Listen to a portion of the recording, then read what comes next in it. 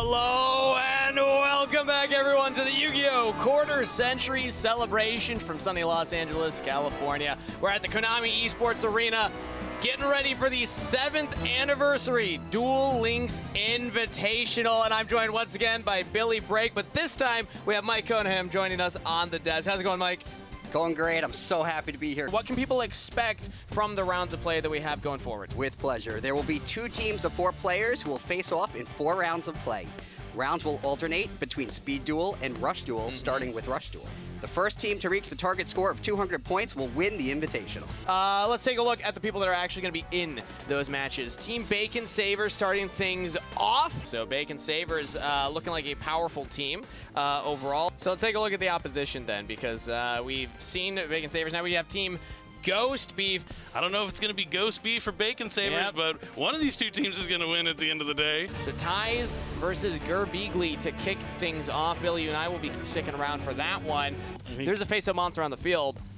Yep. So this game should just be over if Gerbeagly plays this correctly. Yep, but he did decide just to enter the battle phase, apparently. Oh, so, okay. But I do agree with you that if he just discarded the 2 cards, being able to destroy the Strange Cat would have led him to victory. Draw. Oh, yeah. We love a homie draw. It's dangerous in Rush Duel when they're on multiple cards. Playing with fire here, Gerbeagly. It's called a homie hand. Yeah. All right, so we're going to clear out all of the field. My monster attack! But now, actually, so if you're Gerbeagly here and you realize, That's not what I meant. actually, funnily enough, this works out. You don't want to clear that monster. You want it to stay face up because then you can destroy it the next turn with your ultimate flag mech Ace Breaker. See, Gerbeagly just has to click the buttons. Click them. And this ends right here. You can do it. Don't worry about the clock. You draw. Team Ghost Beef probably like, come on, Gerbeagly. We even out the series, or the active There we go. monsters effect. Yeah. Powerful effect from Ultimate Flag Beast Cannon. Rhino, send a light attribute monster from your hand to the graveyard. Choose the light attribute machine on the field. It gets piercing damage. But then also, if you have a machine normal type monster in the field, you inflict 500 damage to your opponent. You do have the Ultimate Flag Mech Tough Striker. And let me tell you, defeat does not exist in the Ultimate, people. So that 500 damage will go through to Thijs. That is the dual win for Gerbeagly. Evening things out. This is going to be a gauntlet of a round. All right, he has a fire golem. Is he going to tribute one of these monsters? I would You're assume. probably curious what I have been holding as the bigger ones, right? Oh, are we seeing it? I'm letting you cook, you know? The 2 tributes. There's only one monster can be. See, this is Raid Across, Hero of the Dawn. good sometimes. Here we go. Finally, Thijs be able to access his boss monster. So, reminder, this monster for a 2 tribute, only 2100 attack, doesn't have the most stats. What it does is it allows you to summon other monsters that buff him up from the hand, but without those in your hand, it's just a 2100. There's a good chance Gerbeagly just draws one of the 2500 tributes and can attack over this. A barrier would at least make them crash, but that's it. Yeah, Thijs really wants to keep this monster on the field. Yeah, so he this really is a warrior. You can't recycle this one with the spell. And then he'll be able to start his turn. Maybe if he gets some spellcaster to the grave, can actually use the effect and get some high-level monsters onto the field. You have a triple. You would actually need Hydra Magician to deal with the 2100 Raid Across. I'm ready for a huge comeback and then I end my turn. Oh, yeah.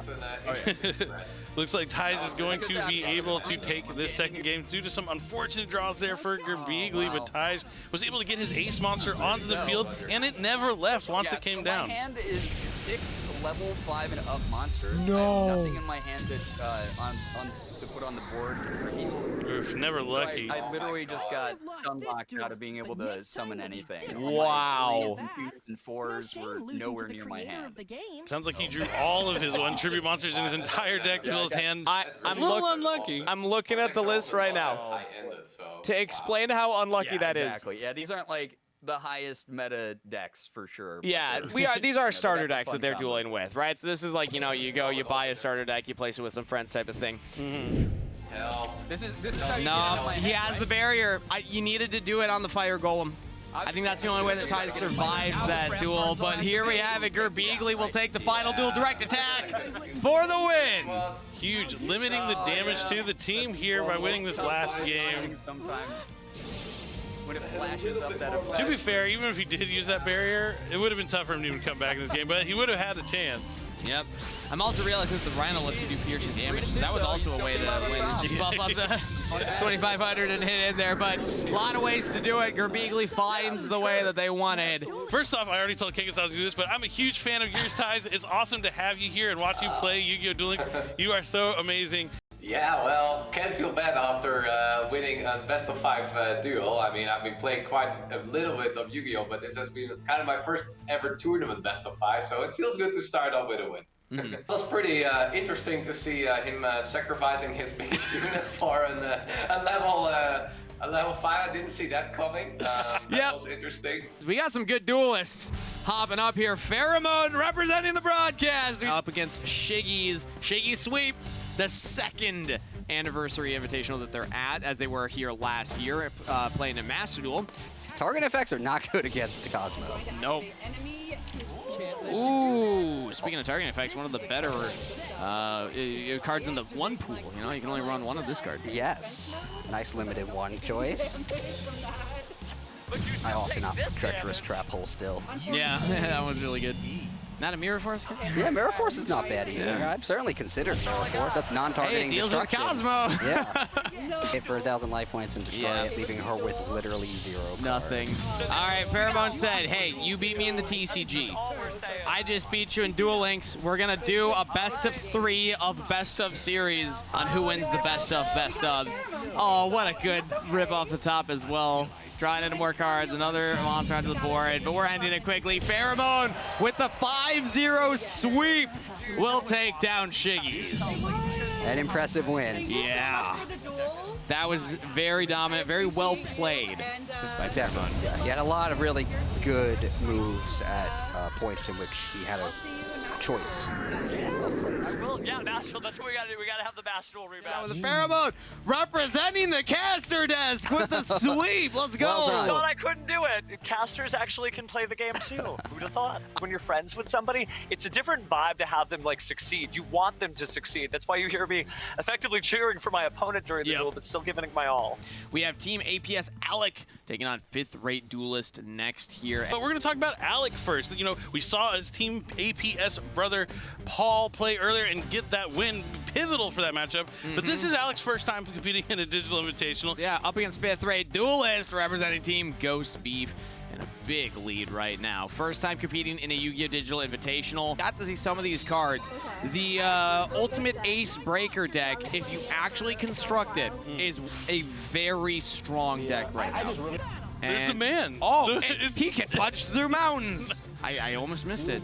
Well, that's the end of the game then. Yeah, one widespread ruin will not be enough here. And I don't even know if there was one to begin with. 5th-rate duelist down again. Alec picking up another round win. But the Ultimate Flag Mag Ace Breaker can clear the Dark Magician Girl. No back row will keep 5th-rate duelist in this. That is 3-0. And the series to Alec. 5th-rate duelist will just be playing for some points for the team to try and keep them in this. But Team APS winning both of their series. First Paul, then Alec. Well done to Team APS. It has been win after win after win for the Bacon Savers. 132 points is what they have earned against 48 from Ghost Beef. Congratulations, Alec. How does it feel to pick up the win? It feels great, man. It really does feel wonderful. The duelists here in the finals, Zeta versus Serenity. So I was always a big fan of the Prime Photon Dragon, but probably not in dueling. So we're seeing the Tachyon Dragon Domination skill. He returns a monster to his hand to get a rank up magic variance force from outside of his deck. Yep. Where's he getting it from? It's up the sleeve, you know. It's bizarre. Somebody's got to check him. You weren't. Yeah, adding cards from. It's gonna need to be something to disrupt, but you know, Serenity was on 1 card, now on 4. We're not in the rush duel mode. Didn't draw to 5, but has plenty of cards. So we set the Nebula, flip summoned it, summoned Starleaf. All right, Zeta got to go first with Shiranui. We'll have another opportunity, but you are right. The skill for Tachyon is just so powerful. Yeah. It just makes the deck so consistent. We saw how easily he was able to summon rank 8 monsters. You know what's crazy? Serenity could win 3 and be at 198. 2 points. This deck incredibly well. About to be 90 points to 30 from the captain's round, catching back up to Zeta. The team was in a rough position. But if anybody in any deck were to do it, it's this duelist and this deck. Serenity is making a miracle happen. Yeah. Zeta's playing very well, very well also. And I think their Serenity deck is actually one of the hard decks to play. Okay. Seems like there are a lot of options and decisions, but you know, the Tachyon deck seems to just have so much power. Yeah. Like every card you draw, there might be different cards, but they're all accomplishing that same goal. Just getting more level 8s onto the field, past your normal summon, and then once you get 2 to stick, you're off to the races. There's a Galaxy attacking on Dragon. Going through the rank ups, Cypher Blade. Now clear out whatever that. I wonder why we didn't try and use that earlier. Because then he would just activate the other Cypher Dragon's effect to destroy the Crackdown. Had he not used that one? There was no way around fair it. enough. Yeah. He needed, Oh, Serenity. 3 duel wins. Zeta's picked up 1. It's going to go back to Zeta going first. This is how Shiranui needs to win this matchup, is get that first turn. But Serenity is putting on a masterclass of Tachyon, and why this deck? Just got to go through one. So, you don't really need it. And it's a small box, pack. so I know a lot of players were saying like this box is awesome. No, I'm happy they Consider did that picking one, it up, especially with Mizar coming out. Like I think it clearly planned, right? Coincidence. I know, right? It's like they planned it. It's nice when they do stuff like that, though. It really helps players that want to try out the deck actually get their hands on the cards that they need for the deck, because this deck is something fierce. Serenity with another round win. That is 4-1. The one destroy a card with disruption is just not enough. Well, you know, I kept saying Zeta's got one more, Zeta's got one more. It's all right. If you go first, you get the right setup, and you win, you still have the tempo advantage. We just lost that. Zeta will have to win a game going second if they can close this out. But Serenity with that win will be up to 198 points. 2 points away. There we go.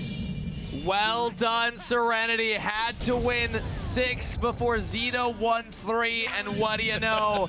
Pulls it off. What an insane carry from Serenity. Put in the trenches. Dug a hole. The team said, you're going to work for it. And Serenity said, bet I can take this. Congratulations to Serenity and Team Ghost Beef for taking it. I spent a lot of time with strategizing with my team, both with my own deck and with their decks. And I just want to go ahead and shout out my team for genuinely being some of the nicest and best people I have met doing this event, because seriously, I had so much fun, and I really couldn't have had as much fun without them. They were absolutely the best I could have chose for this event. Let's take a look at the standings here. Ghost Beef, 228 points to get there. 192 for Bacon Sabers. It was so close. But what a comeback from Serenity to make that miracle run. And it really did feel like a miracle. Well, Billy, thanks for coming on and chatting with us all day. Mike, you as well. We'll be back, and we'll see you there.